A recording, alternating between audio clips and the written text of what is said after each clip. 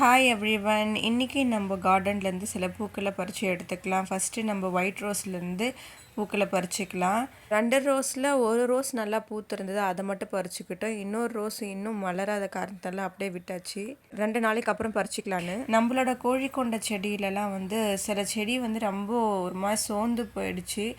காரணம் ஒருவேளை அதோட டைம் முடிஞ்சு போயிடுச்சானு தெரியல, சீசன் அதன் காரணமாக இப்படி சோர்ந்து போச்சான்னு தெரியல. அதுக்கப்புறம் இருக்கிற கோழிக்கொண்டையில் இருக்கிற விதைகள் எல்லாம் எடுத்துடலான்னு சொல்லிட்டு, ஏன்னா கலரும் மாறிச்சு. ரொம்ப இந்த பிளட் ரெட்டாக இருந்தது, ரொம்ப கலர் மாறிச்சு. சரி, இதெல்லாம் பறித்து எடுத்துட்டா இந்த செடி இனிமேல் இன்னும் ஃப்ரெஷ்ஷாக வளர்கிறதுக்கு யூஸ்ஃபுல்லாக இருக்கும்னு சொல்லிட்டு கட் பண்ணி விட்டுட்டோம். பார்த்திங்கன்னா உதிர்ந்துருக்கும் நிறையா சீட்ஸு, அதையும் எடுத்து வச்சுக்கிட்டோம் கலெக்ட் பண்ணி. அப்புறம் இந்த கத்தாழை நிறைய வளர்ந்து போயிருந்தது. ஒரே இதில் 3-4ன்னு விட்டு இருந்துச்சு. ஃபஸ்ட்டு எங்கள் அம்மா எடுக்க ட்ரை பண்ணாங்க. அதில் இருக்க வேர் வராதனால எல்லா கத்தாழையுமே உடஞ்சிடுச்சனால நிறைய தண்ணி ஊற்றி ஊற வச்சதுக்கப்புறம் அது எடுக்க வந்தது. அப்புறம் நம்மளுடைய இந்த டச் மீ நாட் பிளான்ட்லேருந்து நிறைய விதைகள் விட்டு இருந்தது. சரி, காஞ்சதுக்கப்புறம் அந்த விதைகளையும் கலெக்ட் பண்ணி வச்சுக்கலாம் அப்படின்னு அது அப்படியே விட்டாச்சு. துளசி செடி நல்லா வளர்ந்துட்டனால அந்த அடர்த்தி இல்லை, இலைகள் அதிகமாக இல்லை, அந்த விதைகள் தான் அதிகமாக இருந்துச்சு. அப்புறம் நம்ம வர்றதுக்குள்ளே தக்காளி எல்லாம் பூ விட்டு தக்காளி விட ஆரம்பிச்சிடுச்சு. பார்த்திங்கன்னா உங்களுக்கே தெரியும், மிளகாயும் வர ஆரம்பிச்சிடுச்சு. வெங்காயத்தாள் எல்லா இடத்துலையுமே வளர்ந்துருந்தது.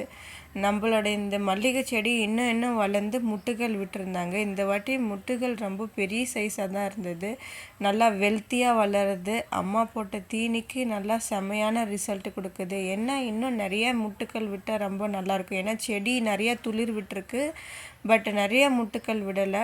அதுக்கப்புறம் இந்த எலி கடிச்சு வச்ச வெத்தலையை அம்மா பதியம் போட்டு வச்சாங்க, நல்லா வளர்ந்துருச்சு.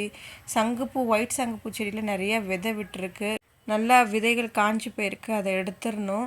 அதுக்கப்புறம் நம்மளோட ரோஸ் பிளான்ட், நாட் ரோஸும் நல்லா ஹைட்டாக வளர்ந்துருக்கு.